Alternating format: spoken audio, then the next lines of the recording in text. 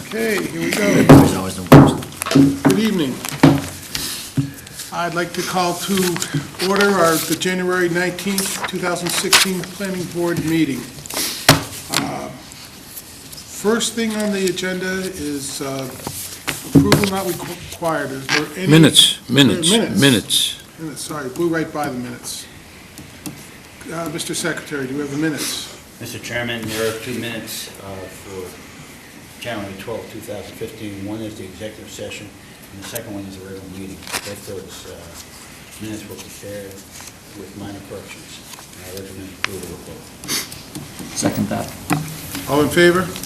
Aye. Aye. I'll abstain. Okay. All set? They were approved? Now, sorry, back to approval not required plans. Just back onto the minutes, Mr. Chairman, and just indicate that the executive session minutes are not, won't be released until to the Yes. public until the board votes. Right. Yes. For the record, okay? For the record. I didn't see any A&Rs in here. Yes, you have one. I'm sorry, but the plans are on the edge of the table, but we do have one A&R plan that came in today from BSS Design. Okay, missed it. I got it. Just slide it over. That's all right. A minute here.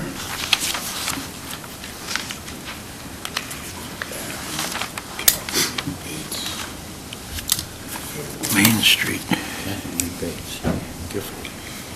Okay, who do we have here for the applicant? Mr. Bunker.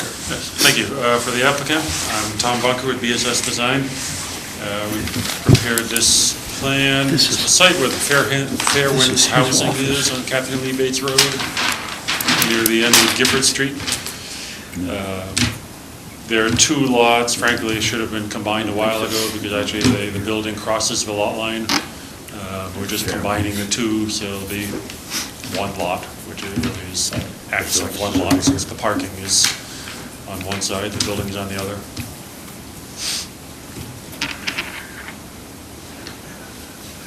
No, it's It's not. a rather irregularly shaped lot. Little odds and ends cobbled together. Gifford Street.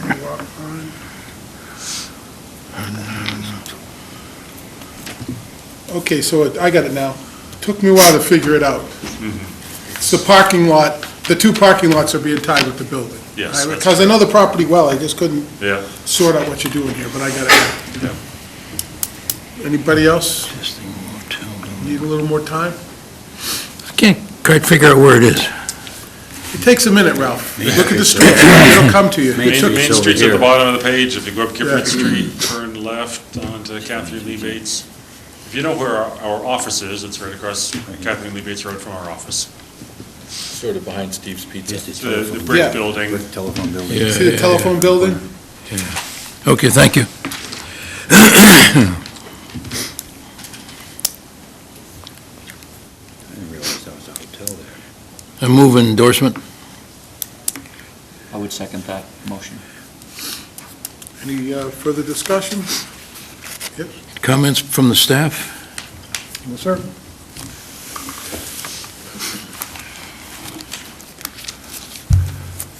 All in favor? Aye. Opposed? None? We're all set. Thank you. Thank you.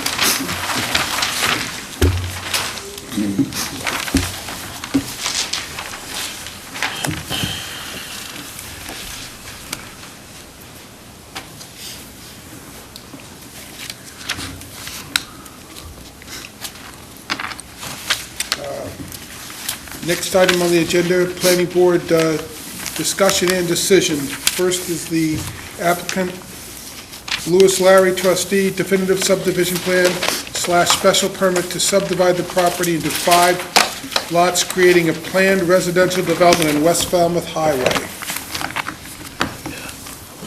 Now, we had, we started our discussion last week on this, didn't we? No, last week we had off. This Okay, is the that's- first discussion/decision the board has had on the plan since the close of the hearing for written comments was a couple weeks ago. Oh, this is when we held, and I did prepare a draft motion for the board, but if you want to discuss first, that's I obviously in don't your see purview. the correspondence. We haven't received any written correspondence? There was no Further written files, correspondence. okay. No, I don't see that purple folder.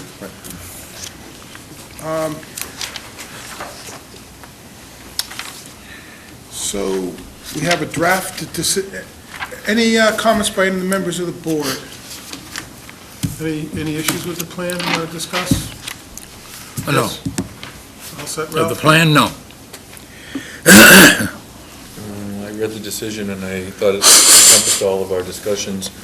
There's a couple of little typographical errors, but I'm sure you'll fix those. I put those in to make sure you're paying attention. Okay. Brian, do we need to read the decision, or can we just?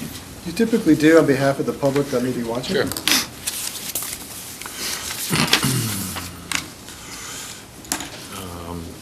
January 15th, 2016, draft of Lewis Larry definitive plan and planned residential development special permit 150400800, 150400900, 1504023, 00B.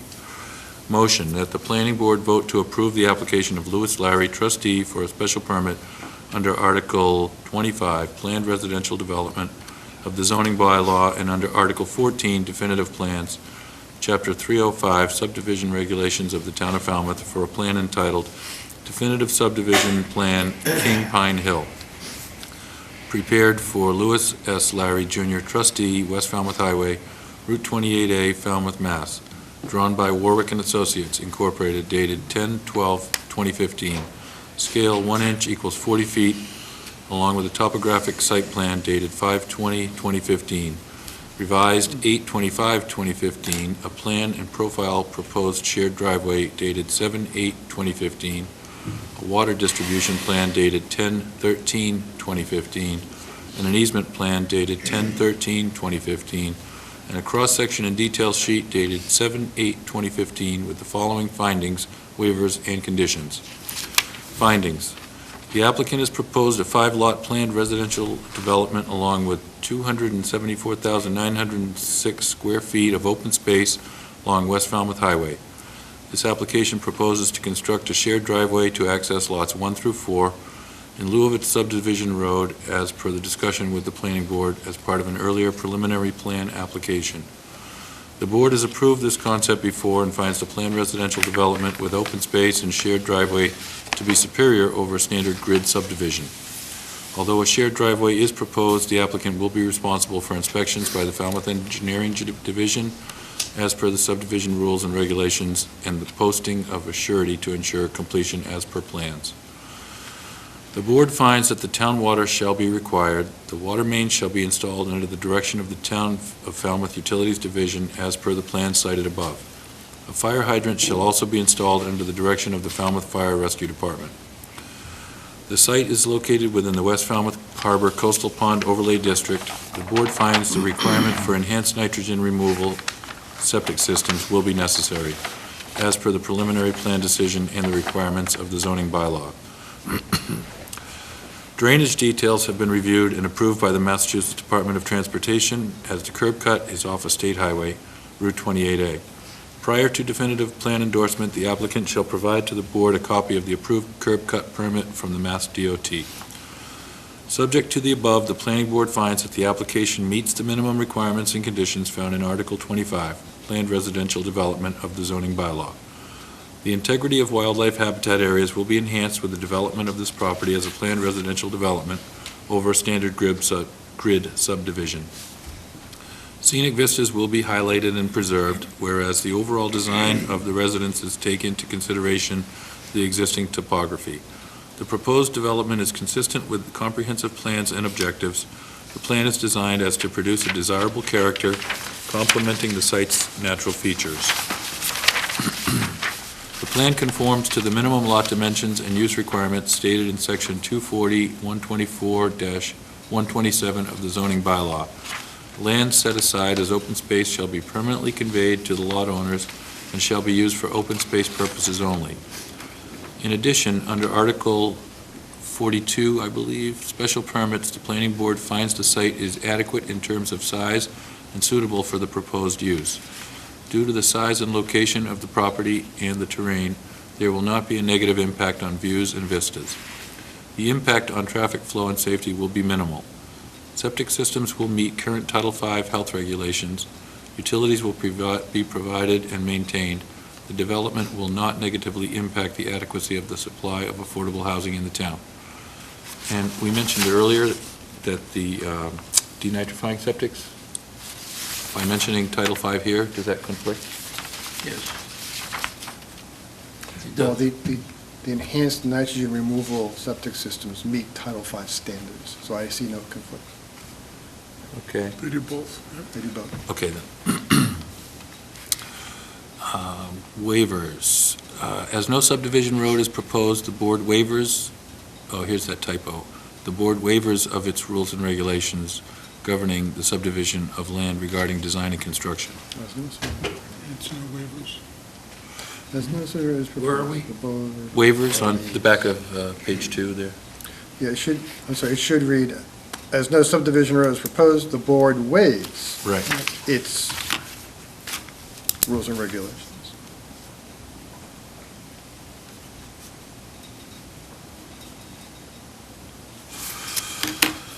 Okay, as no subdivision road is proposed, the board waives its rules and regulations governing the subdivision of land regarding design and construction.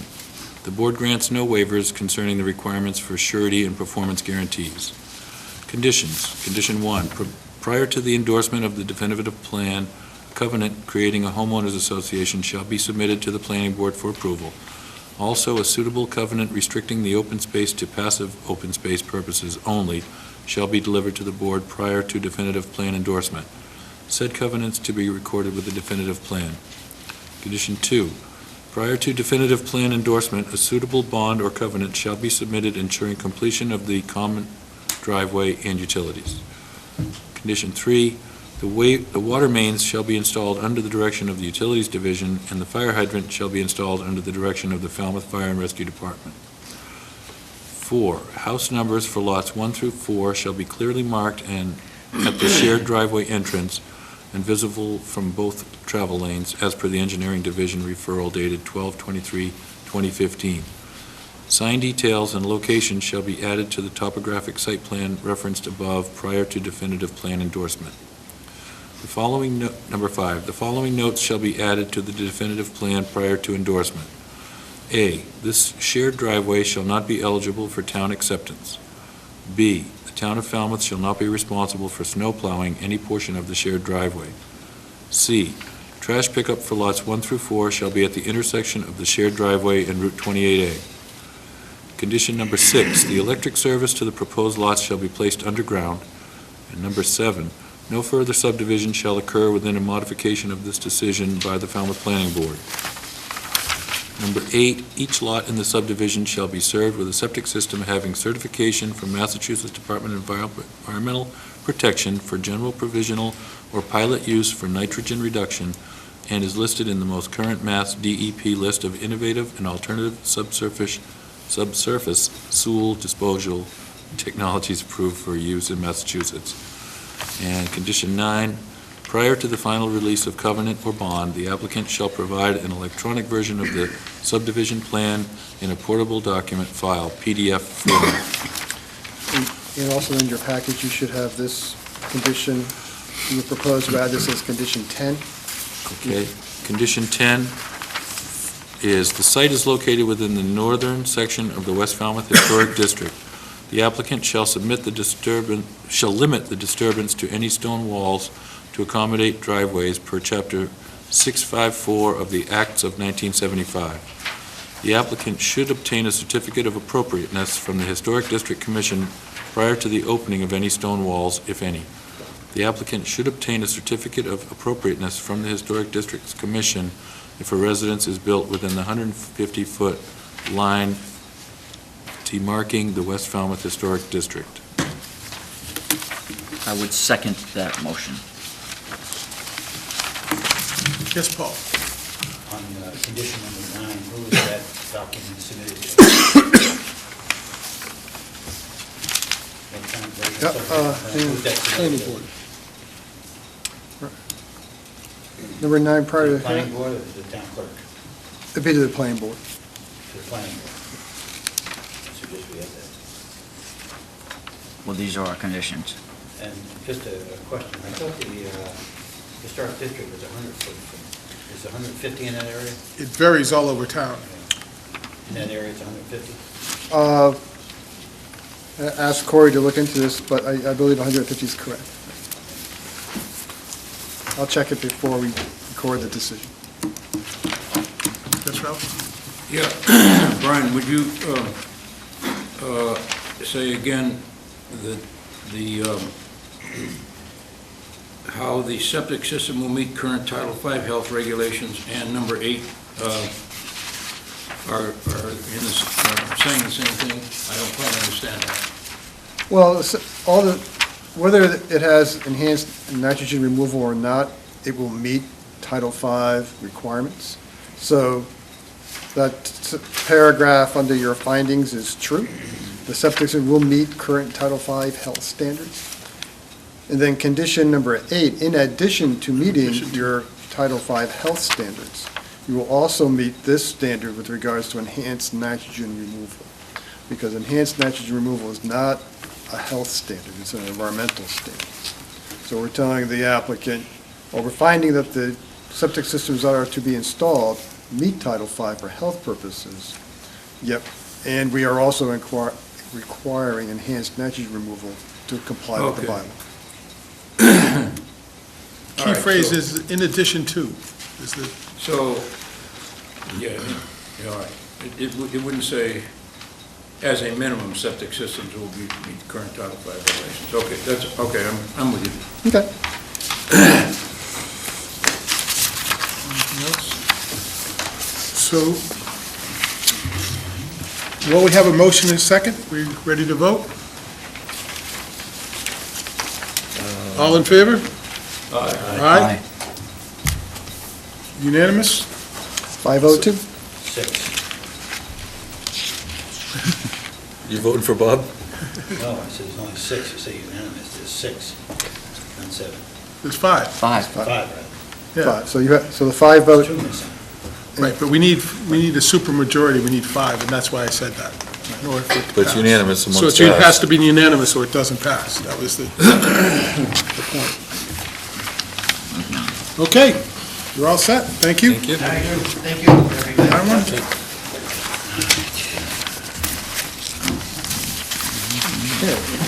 Okay.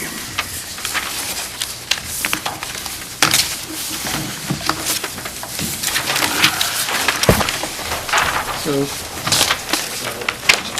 I did draft a motion for your next item on the agenda, but I believe Raul is here to describe some of the elevations you wanted to have looked at before you made your motion. I think they're self-evident, but if you'd like to go up and describe them, it's fine. For the public. For the public, yeah, that's right. They can't see it, so why don't you? At least let him talk. Yeah. Me- Brought him back, we might as well let him talk. It's a cold night. You can tell us what happened. Tell us what happened last Friday. Oh, that'd be interesting, too.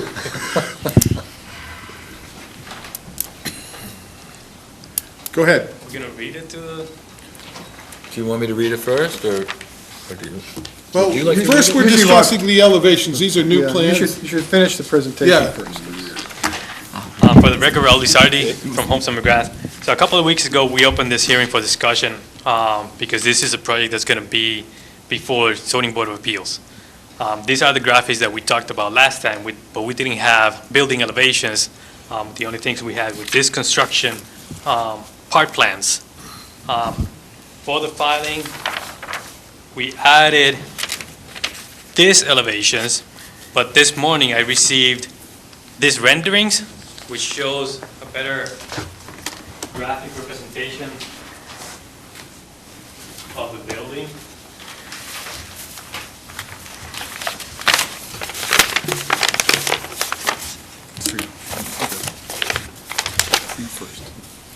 And I know there was a question last time about solar panels on the roof, and the applicant did inform me that their intention is to add solar panels on this roof. That'd be nice. There was also an additional request at last hearing, and this is in the package, is a cross-section of the, if we remember, Stone wall, yep. the retained slope on the back, so there's a detail in the package now. There's also some additional information from the builder in the new filing, which talks about the building and the doors and so forth. And if there's any questions, I'll be happy to answer. Yes, Paul? You said the anticipation is to put solar panels in the roof in the future. Right, so Is the fabricant going to design that to continue to load the solar panels? I don't have that answer, but in this construction, initially, it's not going to go with the solar panels, but the intention for the roof is that it can support a solar panel. If they get the funds for all the projects, they'll probably do the solar panels at once. But initially, the project is for the building with the intention that the roof can handle solar panels.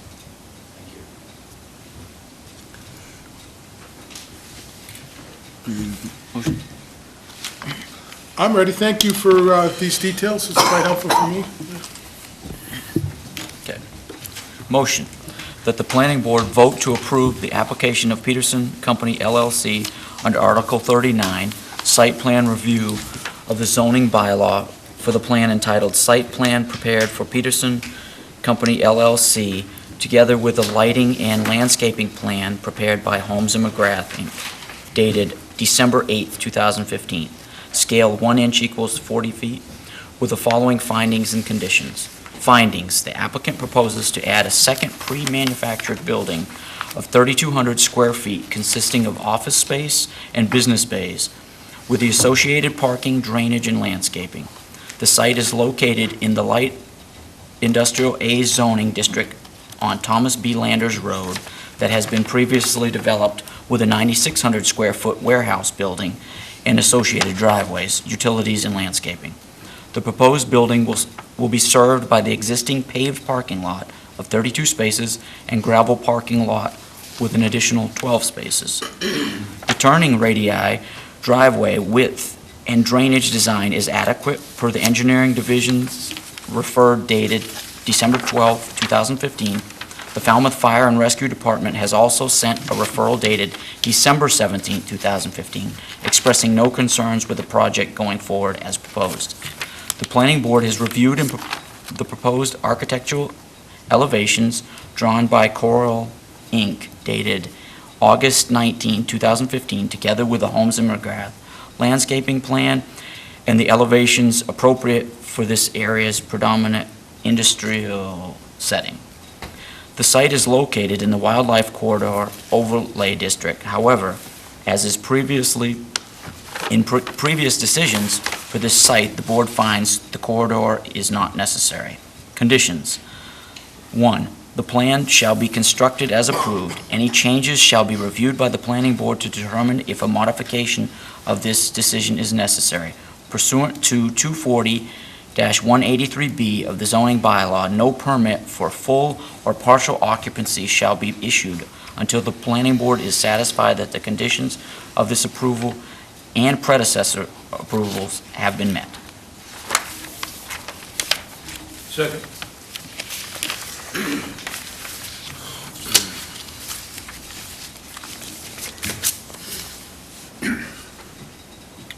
Any further discussion?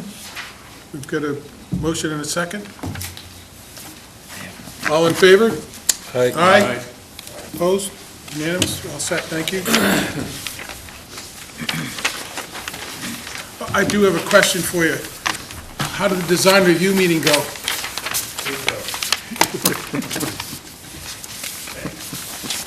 Everybody's a comedian. Just wondering.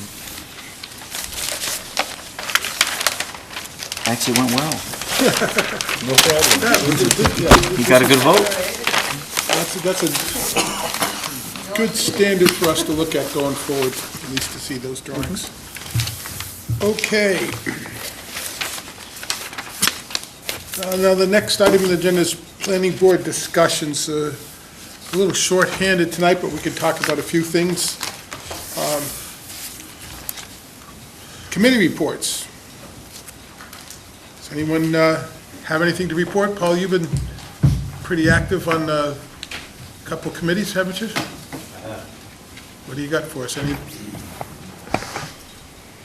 think I reported on the Community Preservation Committee meeting last time. Is that correct? Maybe I did. I didn't see it in the minutes. Okay, it wasn't in the minutes. It wasn't in the minutes. Okay, as a representative of the Planning Board and Community Preservation Committee meeting, all the projects were approved by town meeting last November. Letters of agreement were signed by all the applicants and Mr. Suso in the end of December. And as of last week, each of the projects received their quarterly report as indicated. In some cases, they're moving forward. Some cases, they're a little slow, but at least they're moving forward. And that's pretty good news.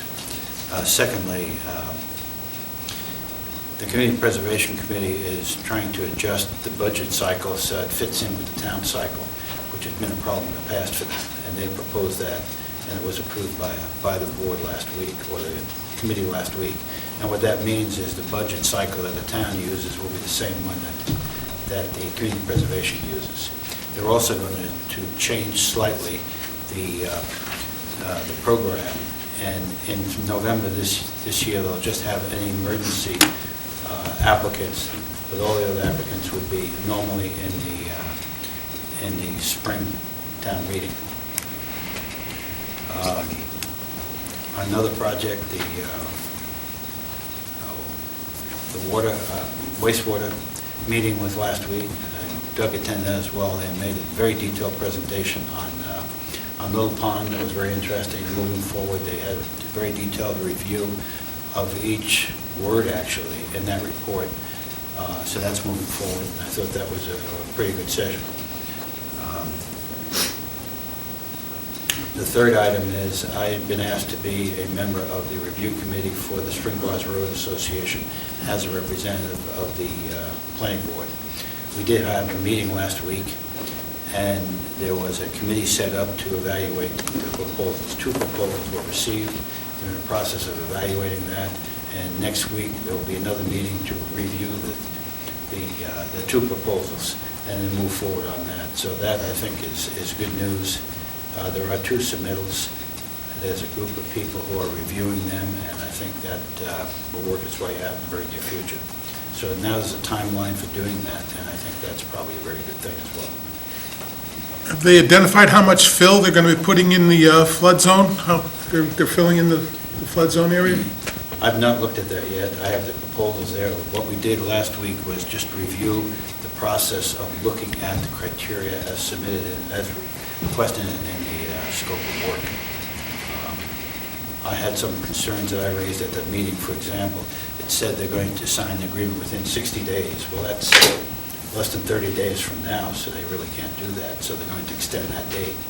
But there are a number of things, like there was a consultant attending that meeting as well, who is a financial person on housing.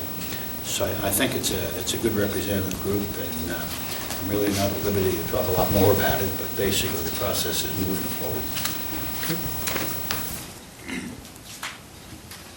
How about the train station? Well, I'm unofficially involved with the train station because I'm not a member of the EDIC, You're on Falmouth Economic Development Corporation.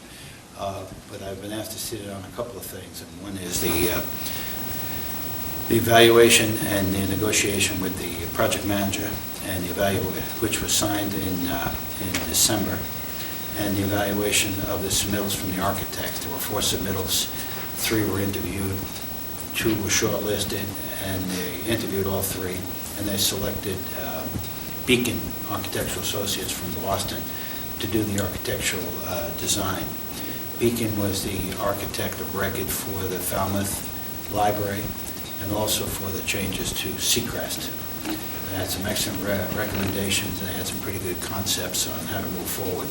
So I think that was a very positive thing. This Thursday, January 21st at 6:30, there will be a public meeting at the Falmouth Library Herman Room, trying to solicit comments from the public as to what they'd like to see with this station, both internally as well as the site itself.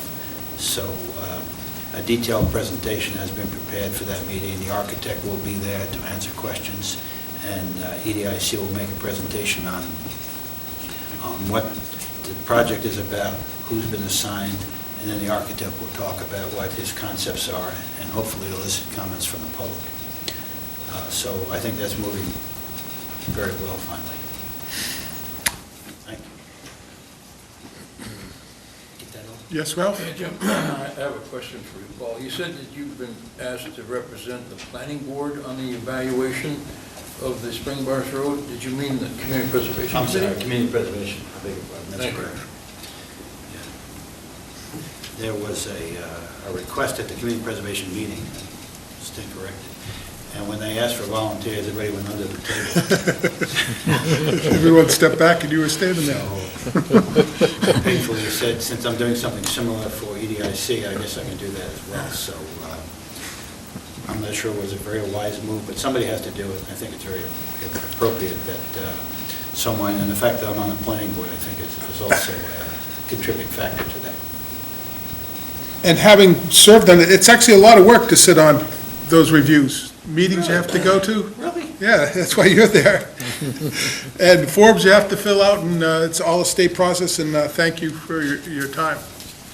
Thank you. I'll briefly report on the EDIC's work on the land cap, the landfill and the solar cap.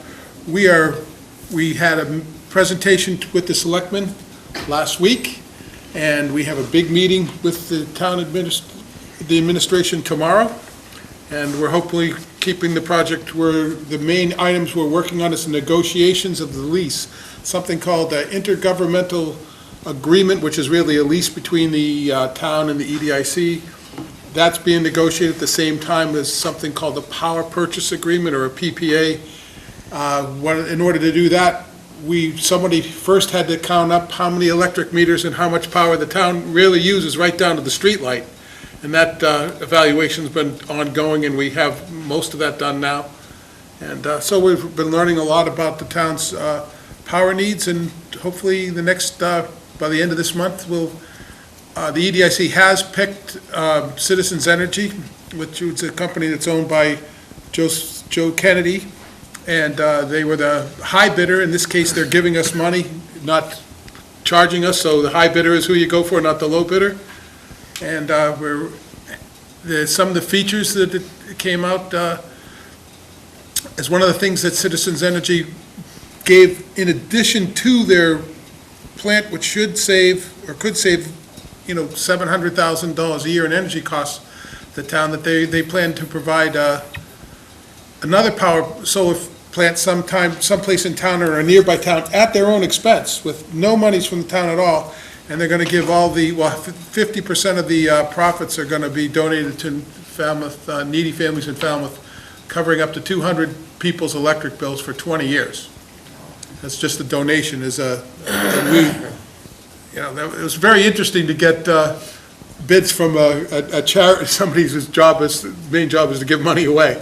So we're very, very happy with them, and it's moving well, and hopefully we'll be successful in negotiating with the town.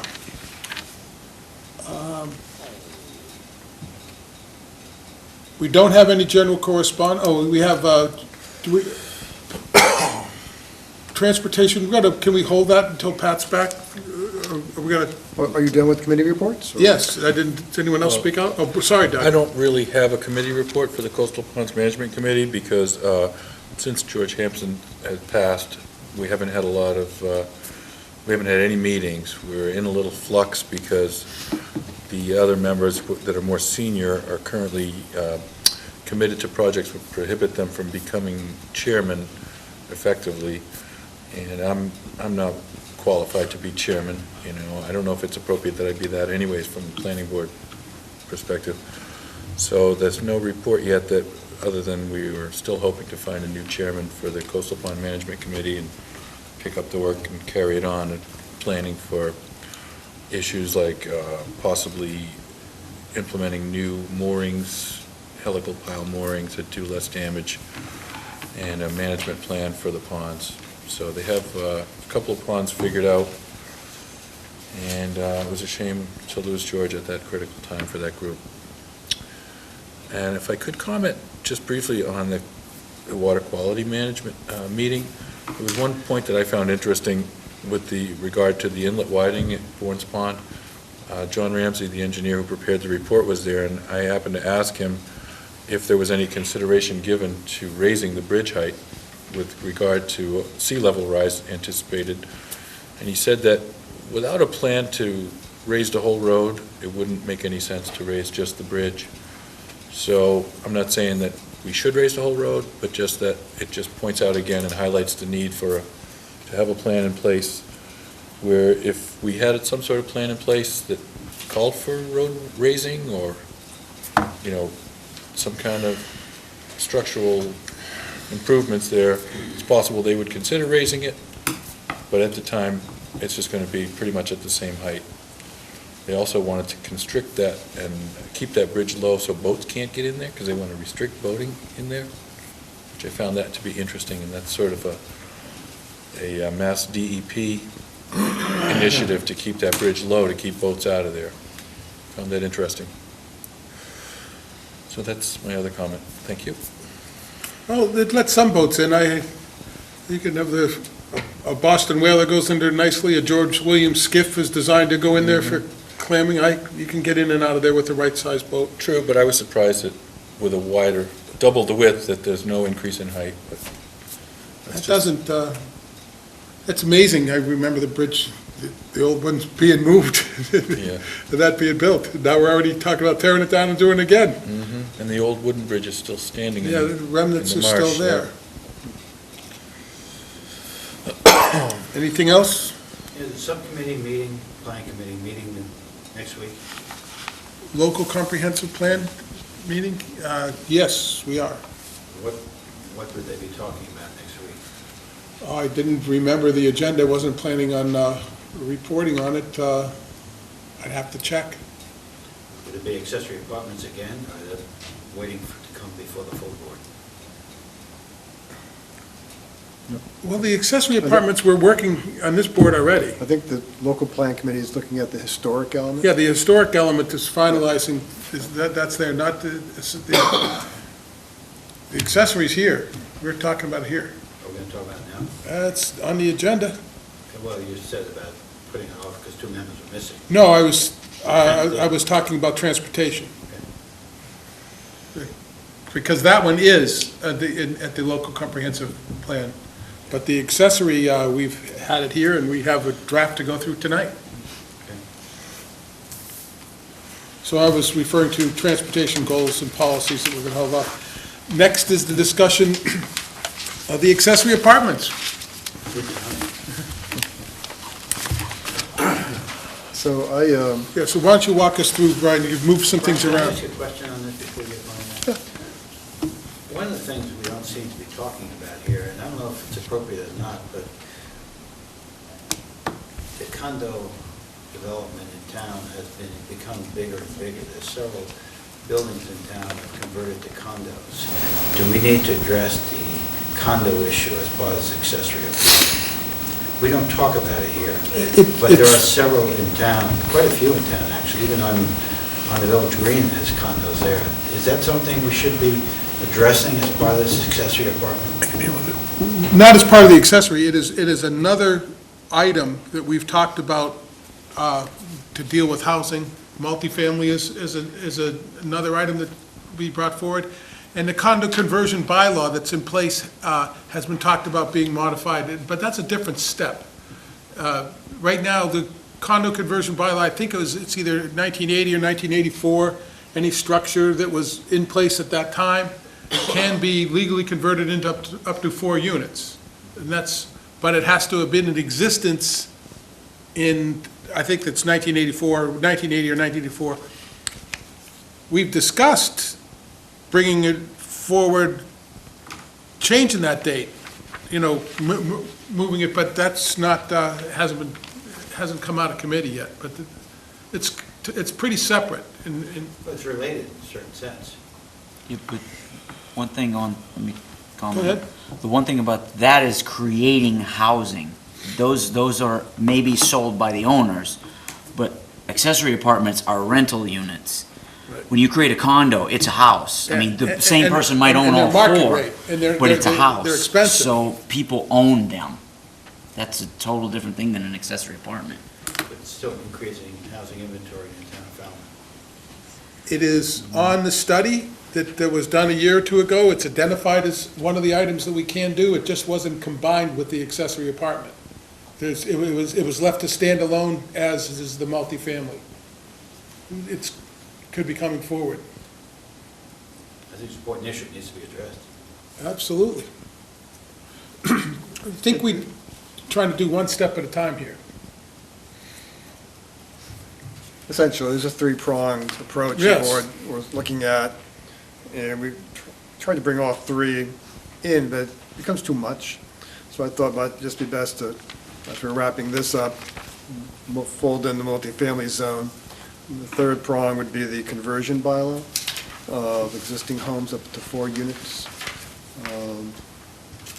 It may be problematic now that they're not allowing dates in these bylaws, so we thought we'd take it one step at a time here, Paul. But it is important, no one's disagreeing with that. So dates are excluded now? Is that some kind of ruling that's come down? It used to be we put a date in, and we tried that up on Sandwich Road, and we had a date for a house that had been in existence as of 1980 or 1990, and the Attorney General has struck it out. It used to be weren't as fussy about it, but it's that whole uniformity. What's the difference if the house was built in 1980 or 1979? So you're not treating people equal. So they've thrown them out. They threw it out on the one up on Sandwich Road for apartments in ag zones, and on contractor zones. Does that mean the date that's in our condo conversion bylaw, because that is date specific? If that pulls out, that changes the whole thing. Right, back in 1980, Jonathan Abbott or Hank O'Connell, or probably Hank O'Connell, whoever was the Assistant Attorney General, was looking at that, didn't think it was important.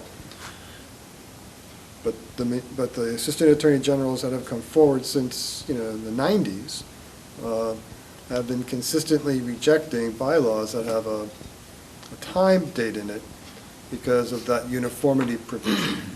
If that house was built in 1980, or if the house was built in 1990, you're not treating them equally. Would our bylaw be subject to a challenge right now, the way it stands, with that date in it?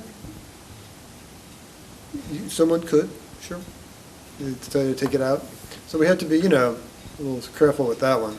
So that's why Yeah. I've sort of taken the low-hanging fruit first, which I Right. thought was low-hanging fruit, Yeah. and move up to the more challenging aspects of Well, zoning and the conversions.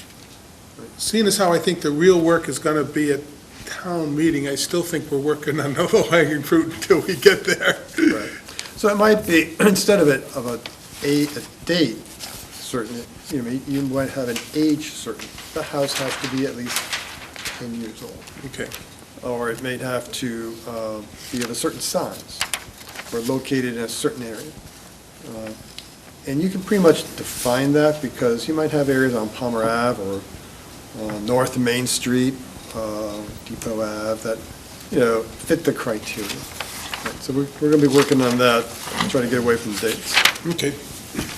And the hours, I am going to be working on that. With you. So I just got this out today to you. I apologize for that. I literally wrote it this morning. And the only changes you'll see from the January 11th edition are on page 2, under procedures. And it's reflective of the discussion the board had at its last meeting but you wanted to sort of split the permit process between those accessory apartments that might move forward as a matter of right, and those accessory apartments that would require the issuance of a special permit. And those discussions revolved around, okay, if you're going to have an accessory apartment in the house or in an accessory structure attached to the house, and I'll get back to attached, that's kind of a word that I know the building commissioner already discussed, but then it would be by right. Because remember, these are 800 square feet. The design criteria is, that of a single-family home.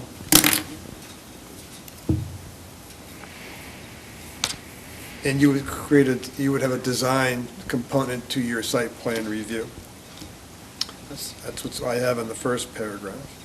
The second paragraph would be for accessory apartments constructed within or as a detached accessory structure, not attached to a single-family dwelling, would also require the plan review. It would also require a special permit from this board, taking into consideration all the criteria found in section 216. Neighborhood character, views and vistas. Adequacy of the site, suitability of the site, availability of utilities, affordable housing. Affordable housing, all the general conditions. All those general criteria, conditions, right. So that's how I approached it here. I still have to think about that whole unified architectural effect. I did have that discussion today briefly with Eladio, to tighten that up a little bit, but that's the path I've laid out here for the board's discussion tonight. I'm just going to try to sharpen the attached. In other words, so you don't have a house, a breezeway to a garage. Yeah, a long breezeway. Right. I get away from that. The building department's already excluding that, so during the plan review, Right. he'll, if it's not substantially attached, that's a building inspector's purview during the review. Correct, so we're trying to get it tightened up under the bylaw, so any new building commissioner who might come in has the same thinking. Right. Right. Yeah, because the current one isn't going to be there forever. So that's the, but you're right, right now, if it's not obvious, then it's not allowed. And that's something this board, in its discretion, can look at. The unified, the architectural effect under design standards you see here in this bylaw, in addition to the general criteria. And if in your discretion you don't think it looks quite right, then you can say no to the accessory apartment. But that's where it's going at this point. It looks like it is to me, but I'd like others' opinions. Is this in a condition that's well enough to send out to all the interested parties for one last look and get them ready to come to a hearing, or? Well, I can clean it up and make it more presentable, because right now there's no section numbers. Right.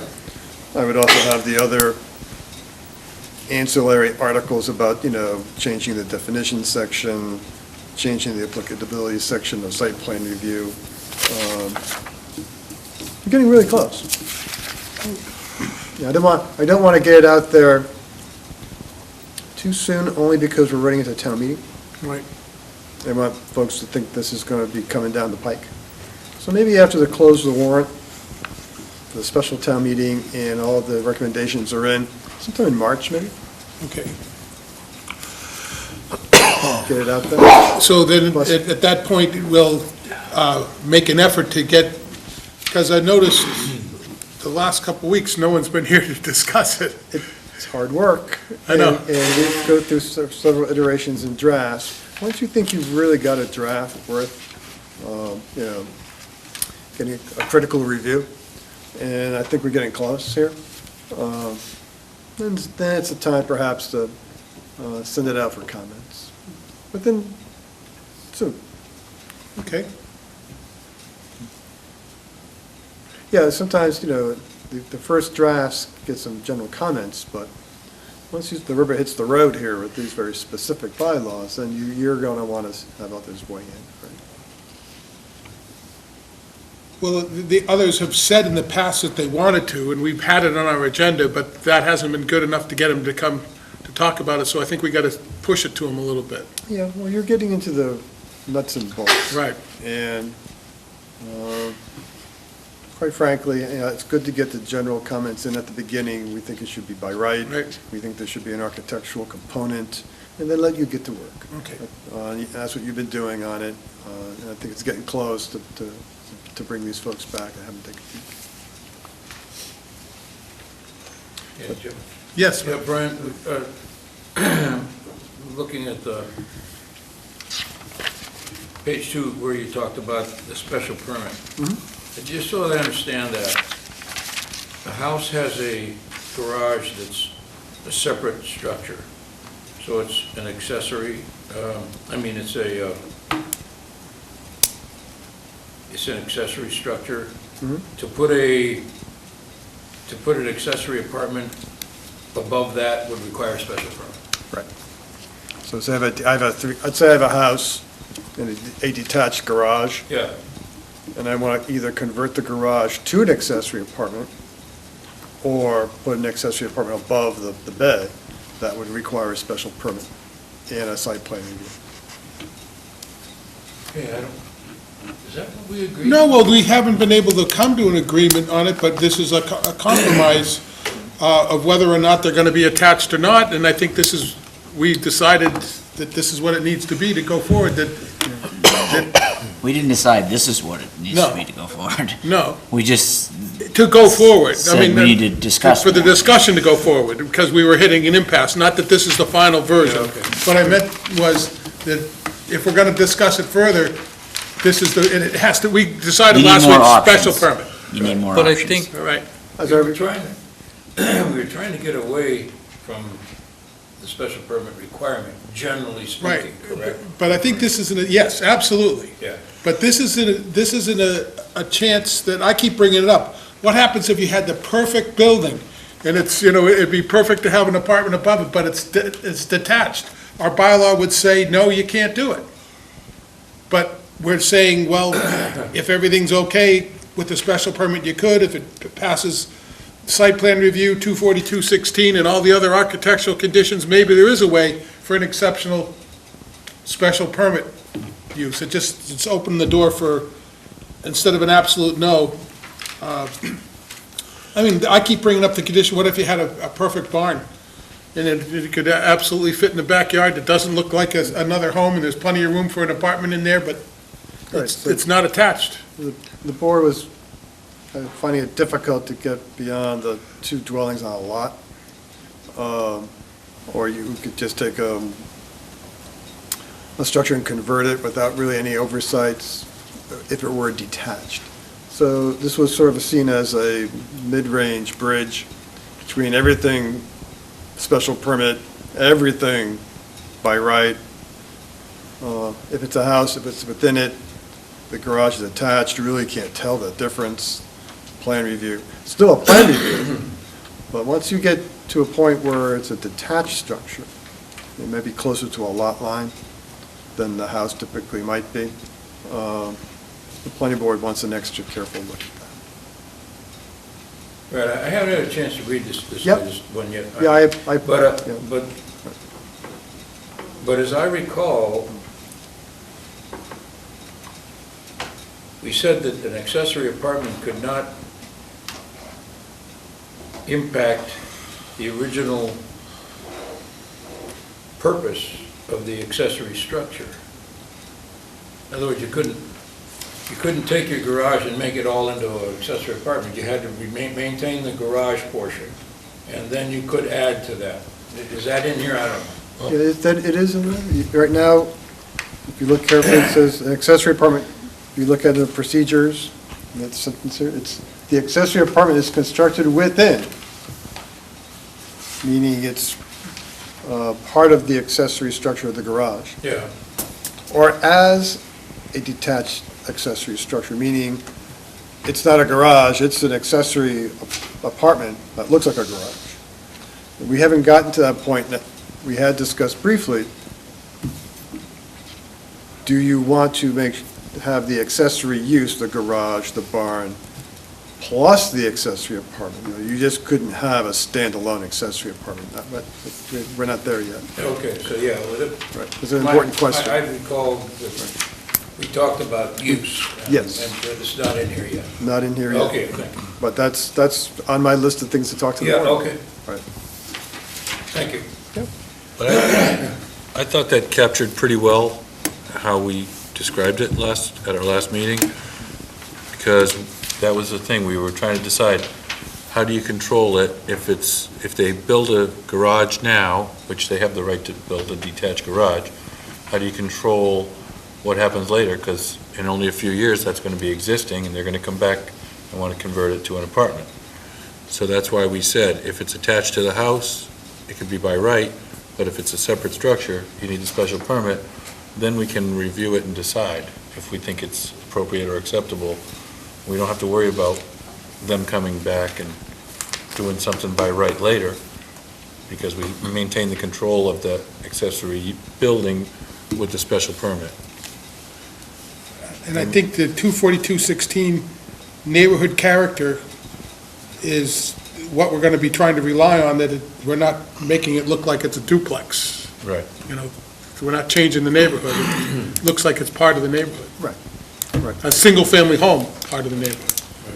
And anyways, that's for discussion. We'll be working that. So I guess, Jim, I'm sorry. Go ahead. It might be an important discussion to have what Ralph brought up now, because, if you look at accessory apartment constructed within or as a detached accessory structure, the words "or as," those two little words, I mean, you can have a structure out there that's just an apartment. Now, do you want to have that, or do you want to essentially limit it to, I have an accessory structure that's a garage, and above it I want to put an apartment, but you have to have both. Yeah. And all you need to do is take out the words "or as." But, as I had mentioned before, with the 18-foot height limitation for a secondary building, It's going to it's limit not really practical to think that you can have both. I did a one-car garage with a little room above it recently, and there's not a lot of room to do it much of anything. it. And that's the policy debate here, because now you will have two dwellings on a lot. And you haven't allowed that since 1959. Right. Or do you allow the accessory structure a little gimme, 25 feet? Because you do allow certain structures to go to 25, I think, by special permit. So let me think about that. I realize you just got this today. So think about that. Let me check the 25-foot height. You can allow that as part of this special permit. If it's a detached garage and you want to put an accessory apartment in, maybe you can go a little higher, 7 feet. Interesting. Right. That would make a big difference. Right. So you would still have the garage underneath, and you could have the room or two above. Mhm. And if you're going to make it an apartment, you can have that little bit of wiggle room, because it is a special permit. Right. And will you be adding some more about the architectural review, or is that pretty much done? It says, in addition to the site plan review requirements above, it's also needs a special permit. Right. So you do both.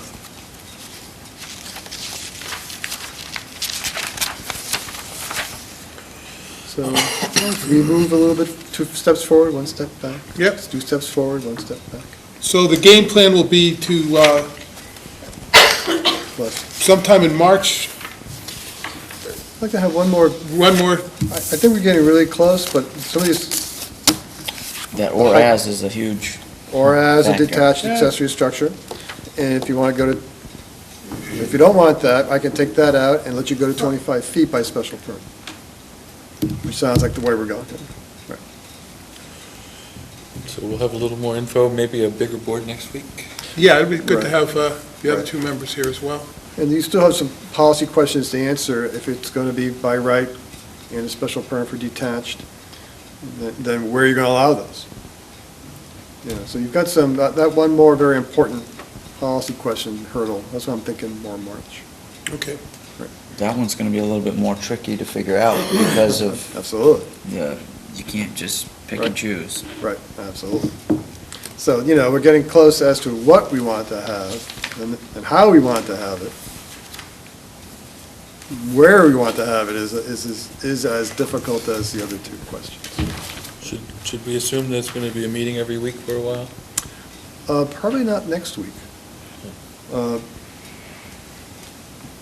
Or let me take that back. 26? Yes, no, more than likely, well, we can get to that. Yeah, we'll get to the next meeting. Next meeting. Okay. Because I have it to be determined on the Yeah. agenda, sort of. All right. So let me look at the height thing, take out the words "or as," so within a detached structure. And I'll check the special permit 25-foot accessory structure, because that would be a big difference. And go from there. And Okay. I think I'll try to clean it up a little bit, get some section numbers and some incidental articles too about changing this and that. Okay. All right, next item, general correspondence. We have nothing in the file. Nothing's come in. Future agenda items.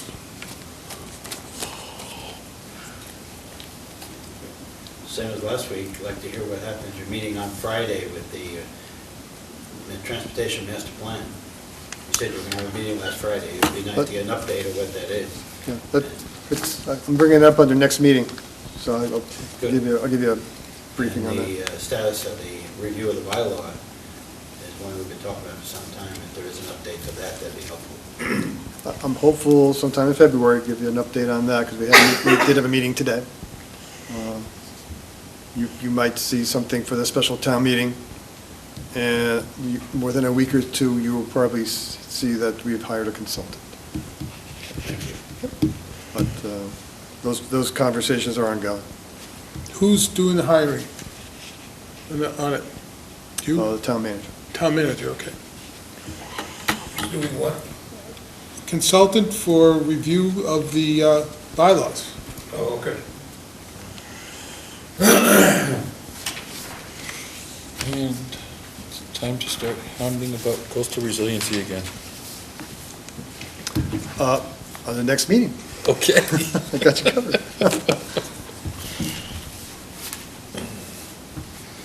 Yeah, we did, I'll wait till it's on the agenda before I say anything. It's the proper way to do it, not bring it up.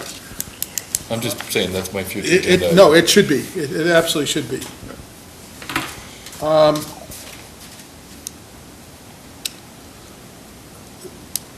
Next meeting, Probably not meeting next week.